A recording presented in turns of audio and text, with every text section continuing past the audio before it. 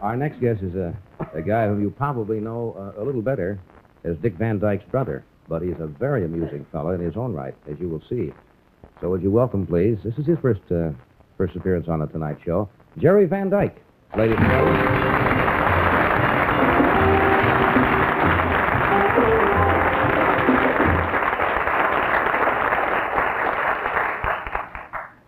No, I don't look like Dick either.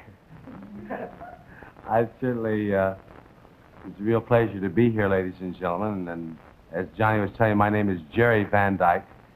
Last week on the Tonight Show, Johnny and the gang were talking about the Lone Ranger. And he was celebrating some 30 years in this business. This is the first show that the Lone Ranger ever did. It was called The Lone Ranger Becomes the Lone Ranger.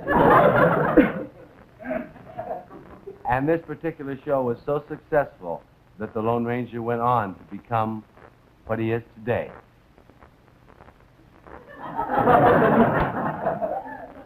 I would like to do this show for you, taken from the original Lone Ranger show from radio.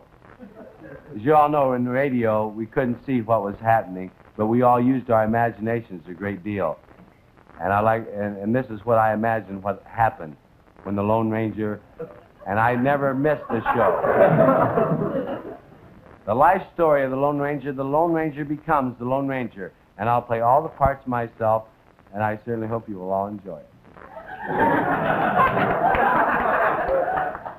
Could I have a little Lone Ranger music, please?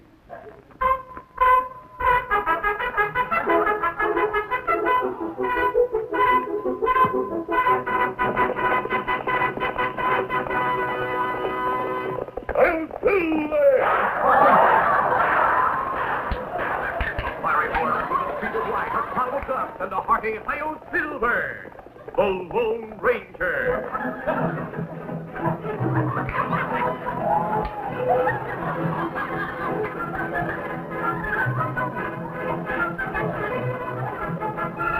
This is the legend of a man who buried his identity to dedicate his life to the service of humanity and country. It is the story of the origin of the Lone Ranger.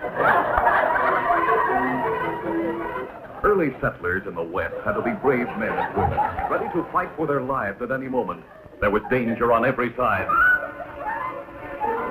There were wild beasts, savage Indians, and the Cavendish gang. Butch Cavendish headed a pack of outlaws. They struck without warning to steal and kill. Open fire on that wagon train. Wipe them out to the last man. His gang grew rich and powerful. Finally, the Texas Rangers learned where Butch Cavendish and his gang were hiding. Here come the Texas Rangers. 6 Texas Rangers guided their horses along a canyon floor to arrest the Cavendish gang. Presently, Captain Reed signaled a halt. Right in, boys. Wait here until the scout returns. Do you think it was a good idea to send Collins, our guide, on ahead? Captain Reed's younger brother who asked the question. The captain explained that Collins, who was not a Texas Ranger, was the only man who knew the country and who could scout ahead for information. Then, while the Texas Rangers waited for the guide's return, the captain said to his younger brother, My wife and son are coming from the east. If something happens to me, you survive.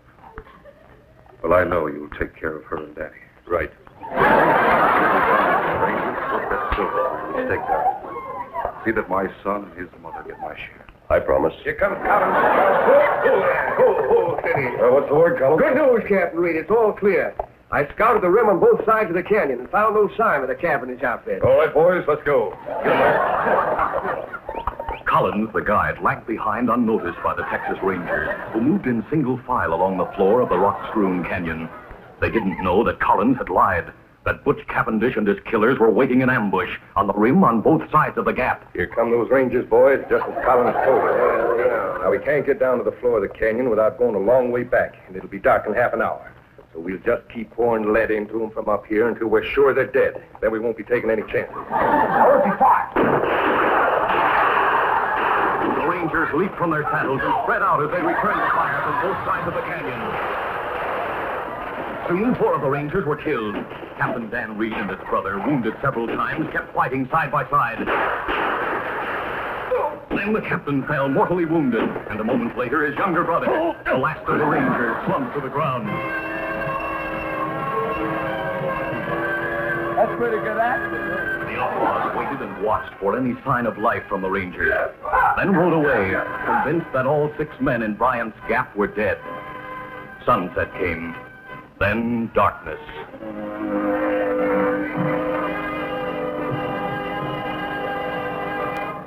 Here come Tonto.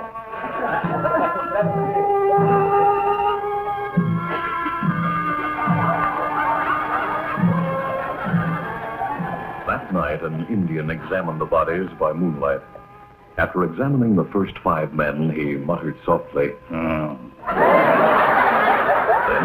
the 6th man, the younger brother of the captain. This man, alive. When you wake, I'm glad. Yes, but so weak. You wounded man. I remember an ambush. Ah. There's something familiar about you. You remember? Many years ago, you only boy. You find Indian boy in trouble. You saved life, Indian boy. Yes. Your name is Tonto. That right? You call me Kimosabe. That right. And you still Kimasabi. It means... Tonto, there were 6 of us in that canyon. The others. What about the other Rangers? Other ranger. All dead. Dead. Ah.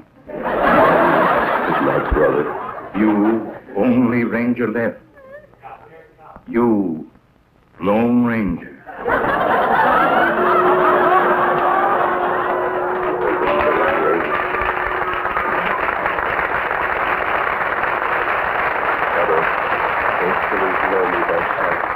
If they know one man escaped, they'll look for him. And them not know one escape. Tonto bury 5 men. Make 6 grave. Crook think you die with others. Good. Then my name shall be forever buried with my brother and my friends. From now on, my face must be concealed. A disguise, perhaps. Or a mask. That's it. A mask. I'm the only one who knows about the Cavendish gang. With your help, Tonto, I'll get every one of those crooks. In the Ranger's eyes, there was a light that must have burned in the eyes of knights in armor. A light that through the ages lifted the souls of strong men who fought for justice. I'll be the Lone Ranger.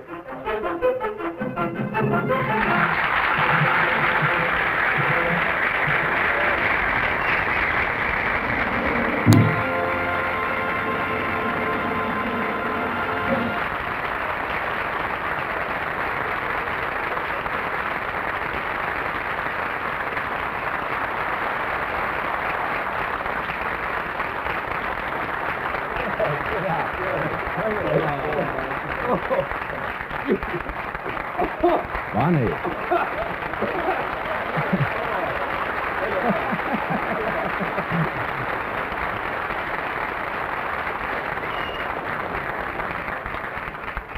Jerry, that is the funniest 6 or 7 minutes I have ever seen on this show, and on most shows. It's hysterically funny. Thank you very much. I have never laughed so hard in my life. I'm weak. I appreciate you saying that very much. Did you see me fall out of the chair? I turned and fell right out of the chair. Oh, that's funny. Thank you. Oh,